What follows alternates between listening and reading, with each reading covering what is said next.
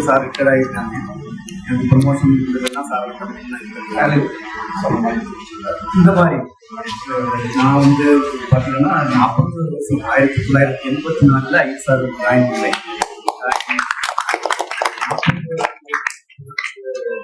இந்திய விண்வெளி துறையினுடைய செயலாளர் பதவியும் ஐஎஸ்ஆருடைய சேர்மன், ஸ்பேஸ் கமிஷன் சேர்மன், மூணு பதவிகள் சேர்ந்த ஒரு பதவி. அந்த பதவி வந்து அந்த நேரத்தில் பார்த்தீங்கன்னா நான் வந்து எனக்கு வந்து இந்த மாதிரி பதவி கிடைச்ச உடனே பொதுமக்கள் செய்து ஊரில் எல்லாருக்கும் ப்ளஸ் நம்ம ஊரில் உள்ள மக்கள்கிட்டையும் நண்பர்கள்ட்டையும் அது மாதிரி எல்லாம் கோயில் ஃபர்ஸ்ட் கோயிலுக்கு போயிடலாம் எல்லாருக்கும் ஒரு ப்ளஸ் ஞாபகம். அந்த விதத்துல தான் இப்போ 4 மாசம் முடியுது நான் ஜாயின் பண்ணி. ஒரே நேரத்தில் ஒரு பிளஸிங் கிடைக்குது, ஒரு வாழ்த்து கிடைக்குதுன்றது ஒரு பெரிய ஒரு தெய்வத்துடைய ஒரு அர்த்தம். அது கோயிலுக்கு வந்துட்டு பெருந்தலைவர் காமராஜருடைய ஒரு பிளஸிங்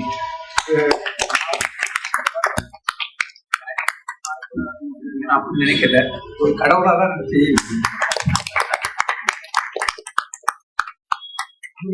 இதை பார்த்தீங்கன்னா உங்களுக்கு எல்லாம் தெரியும். நான் வந்து இந்த ஊர்ல வந்து காமராஜருடைய பெருமைகளை பேச வேண்டிய அவசியம் இல்லை.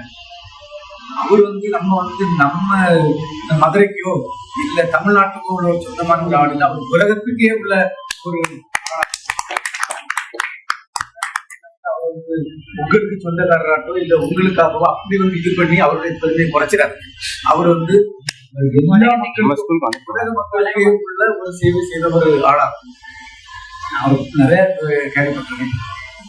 உங்களுக்கு எல்லாம் தெரியும் 1947 வந்து இந்தியா சுதந்திரம் கிடைக்கும் போது நம்ம நாடு இருக்குது எல்லாருக்கும் தெரியும். 97.5% 27 விழுக்காடு மக்கள் வந்து ஒரு ஏழ்மையான நிலையில இருந்தாங்க.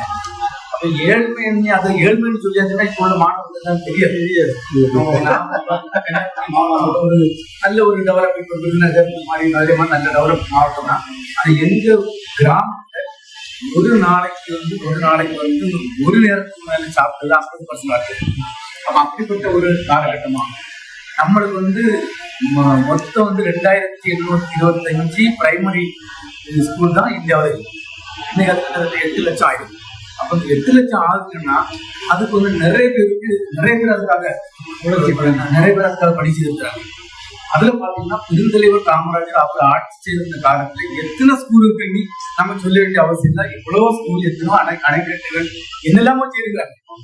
அதெல்லாம் இப்ப யாராவது முடியுமான்னா ஒரு பெரிய ஒரு கேள்விக்குறியாகும். அந்த மாதிரி ஒரு பெரிய ஒரு பெருந்தலைவர் காமராஜர் கூட இருந்து அவருடைய ஒரு அனுகிரகமும் அவருடைய ஒரு ஆசையும் என்னை கிடைச்சிருக்கு. நான் ரொம்ப அதை பெருமையாக நான் நினைக்கிறேன். அது மட்டும் இல்லாம இங்க இருக்கக்கூடிய எல்லா பெரியவர்களுடைய வயசுல மூத்தவங்களாலும் சரி, நண்பர்களாலும் சரி, எல்லாருக்கையும் நல்ல மதிக்கக்கூடிய ஒரு ஆளாகும். கோயில்ல இந்துவா இருக்கலாம், கிறிஸ்டினா இருக்கலாம், முஸ்லீமா இருக்கலாம். நான் எல்லா மதங்களும் நல்ல மதம் தான். எல்லாருமே நல்ல கடவுளுக்காக தான் இது பண்றாங்க. கோயிலுக்கு நாங்க வந்து கடவுளை பார்க்கலாம். பட் வந்து இவனுக்கு வந்து லார்டு கிருஷ்ணாவோ சிவாவோ அப்படி வந்து நேரா இறங்குவாங்களான்னா அந்த மாதிரி நான் இதை பார்த்துருக்கேன். நான் வந்து எல்லா வாரம் கோயிலுக்கு போறது வந்து எல்லா ஆர்த்தோடாக்ஸாக இருக்கிறது உண்டு. ஆனா நிறைய நேரத்துல நம்ம வந்து கடவுளை பார்க்கணும் எப்படின்னா நம்மளுக்கு படிச்சுட்டு இருந்த ஆசிரியர்கள் இருக்காங்க இல்லையா, அவங்க பேச பார்க்கணும்.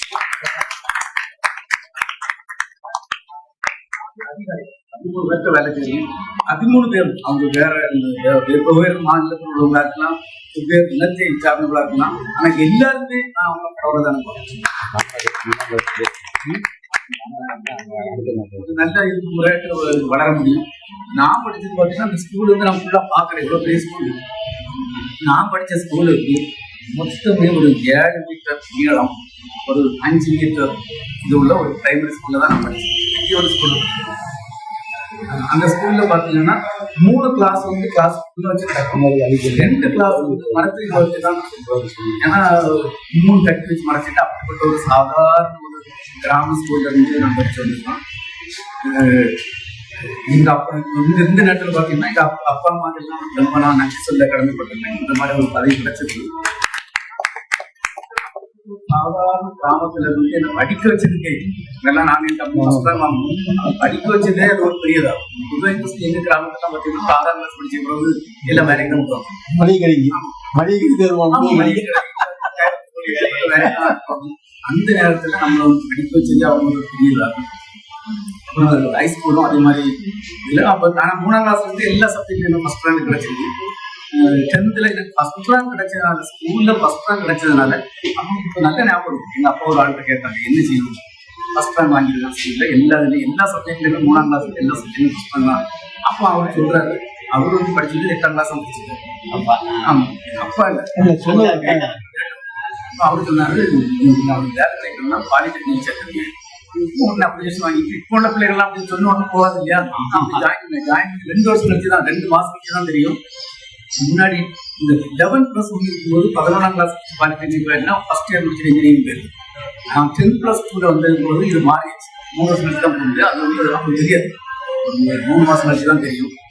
அப்போ சரி வேற என்ன செய்வது, 1 வருஷம் கழிச்சு ஒரு டிஸ்கன்டினியூ பண்ணிட்டு போகணும்.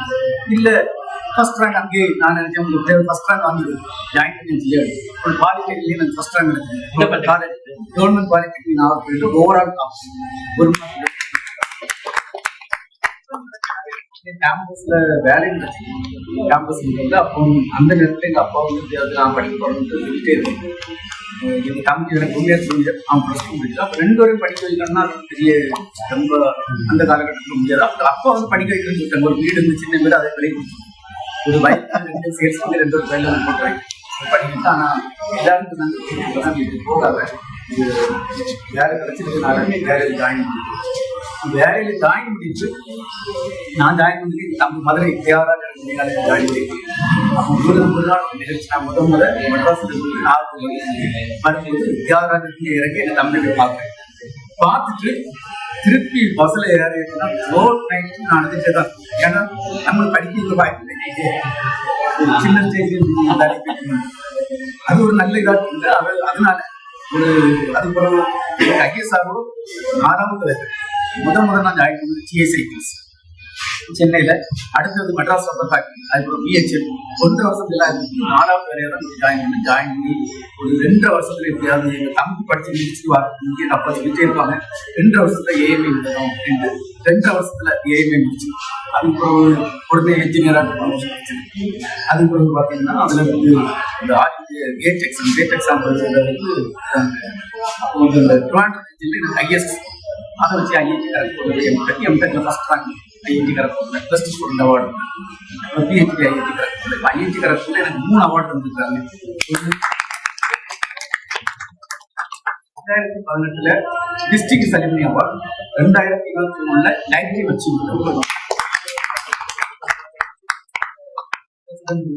District celebrity award. முன்னாடி ராம்நாத் அதனால அப்புறம் வேலை செய்யும்போது எல்லாருமே ரொம்ப கஷ்டப்பட்டு தான் வேலை செய்யுது.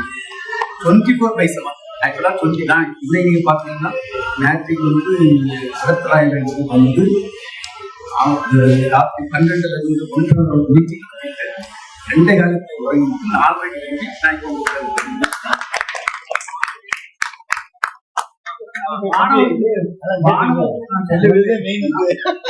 நீங்க எங்க படிக்கிறீங்க, எப்படி படிக்கிறீர்கள், அதான் அதை நல்லா படிச்சு நல்லவர்களாக வளர்ந்து பொதுவாக படிச்சு ஃபர்ஸ்ட் ரேங்க் எல்லாம் வாங்கும்போது நம்மள அறியாமலே இருக்கும். அந்த நேரத்துல நம்ம நிதானமா பெற்றோர்களையும்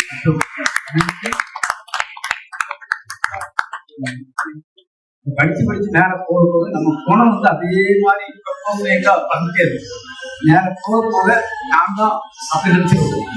ஏன்னா அந்த மாதிரி நல்லவர்களாக இப்ப நான் அது 1% கூட நான் ஜெயிக்கிறேன் எனக்கு தெரியாது. அவ்வளவு அவர் சேவை செய்திருக்கிறாரு. இதே மாதிரி நாட்டு மக்களுக்கு நன்மை செய்ய வேண்டி உங்களை வாழ்த்தி இந்த நேரத்துல நீங்க எல்லாரும் வந்து எனக்கு ஒரு வாழ்த்துதற்கு என்னுடைய பணிவார்ந்த நன்றியை கூறி பெரிய ஒரு ஆர்கனைசேஷன் ஈஸியா அந்த மாதிரி பதவி கிடைக்கிறது. பதவிகள் கிடைச்சதுக்கு மெயின் காரணம் நான் கிடையாது, என்ன வாழ்க்கைய நல்ல உள்ளங்களுக்கு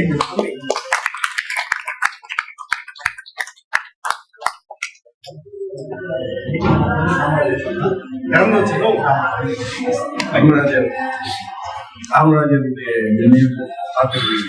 அடிக்கல் போட்டு 54 சார் அவர் அடிக்கல் நாட்டினது ஹைஸ்கூலுடைய ரெப்ளிகேஷன் கொடுத்தவரும் அவர் வந்து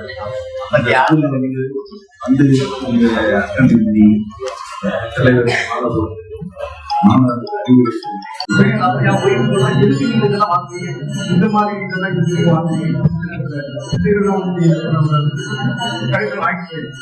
வாங்கிட்டு போய் பார்த்தீங்கன்னா நாங்கள் 9 வீடு 10 மாடி கட்டுறாங்க. அப்ப அங்க வச்சு கொடுத்தோம் பையன் தான்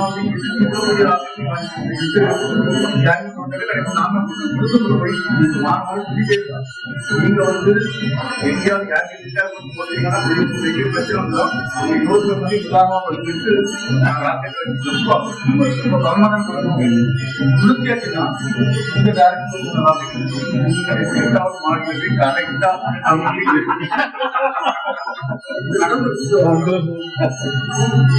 உடனே அடுத்த வீட்டு வச்சு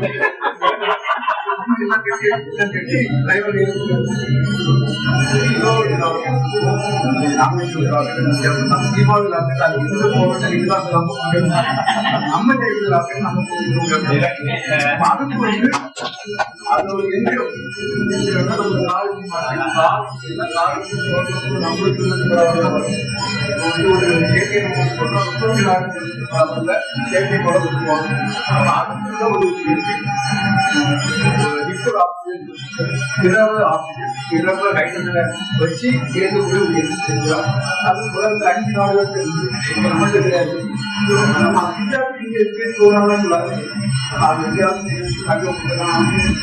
இப்ப பாத்தீங்கன்னா உலகத்துல நம்ம 3 எந்திரங்கள் செய்திருக்கோம்.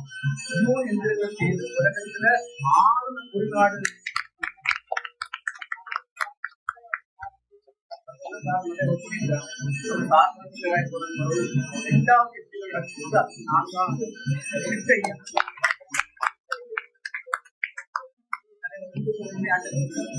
அதுல ஒரே ஒரு கருத்தை தான் சொன்னதுக்காக தான் நான் 2ஆம் பேர். அதுல பாத்தீங்கன்னா இந்தியாவிற்கு வளர்ச்சி அடைந்த நாடுகள் டெவலப் செய்கின்ற 3 உலக சாதனைகள்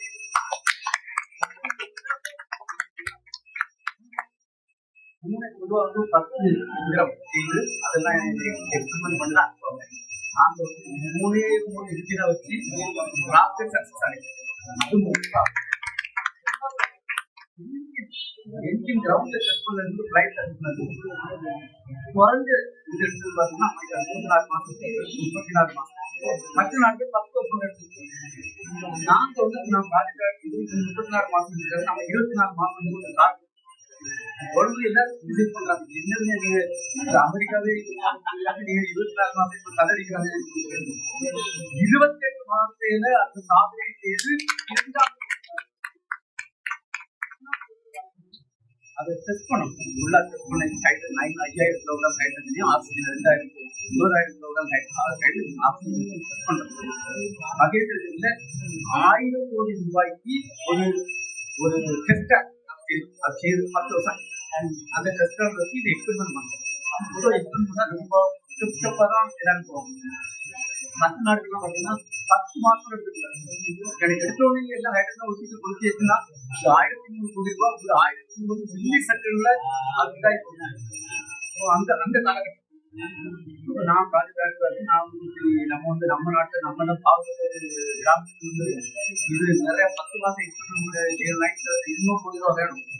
அதனால உண்மை எக்ஸ்பெரிமெண்ட் தேவை. நிறைய கம்ப்யூட்டர் சிமுலேஷன் செய்யுது.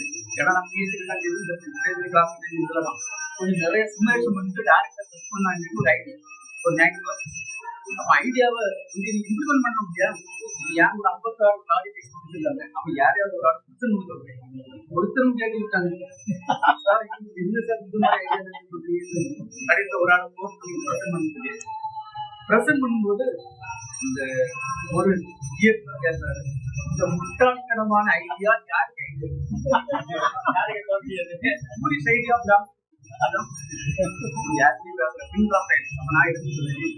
இது வந்து புத்திகரமான ஒரு ஐடியானா இந்த 56 ஐடியா, முட்டாள்தனமான ஐடியானா நான் தான் நாங்க ஒர்க் பண்ணிட்டே இருக்கோம். இன்னைக்கு பாத்தீங்கன்னா அந்த சோதனை நம்ம 34 நாளையில சக்சஸ் அடைஞ்சிருக்கோம். அதுக்கு அடுத்து பார்த்தோம்னா உலகத்துல ஆவரேஜா 6 மாசத்துக்கு தான் சக்சஸ் அடைஞ்சிருக்காங்க. மினிமம் இந்தியாவுக்கு அடுத்த ரேங்க் வந்து 68 மாசம், 68 நாள். 34 நாடு 68 நாட்டுக்கு ரேங்க். மற்ற மற்ற கண்ட்ரி பார்த்தீங்கன்னா 10 மாசம் தான் இருக்கிறாங்க. அதனால மாணவர்களே இது சாதாரண கல்வியை இன்னைக்கு அந்த உலக சாதனை 3 உலக சாதனை பேசியிருப்பாங்க. நேரத்துல ஒரு இந்த நாளுக்கு பேசணும். நம்ம வந்து கரெக்டா டைம் அந்த மாதிரி உலக சாதனை நல்லா நீங்க தான் இந்த மாதிரி பெரிய ஸ்டாண்டர்ட் வந்துச்சு. அதனால நம்ம வேற ஒரு அப்படி 1000 வேலை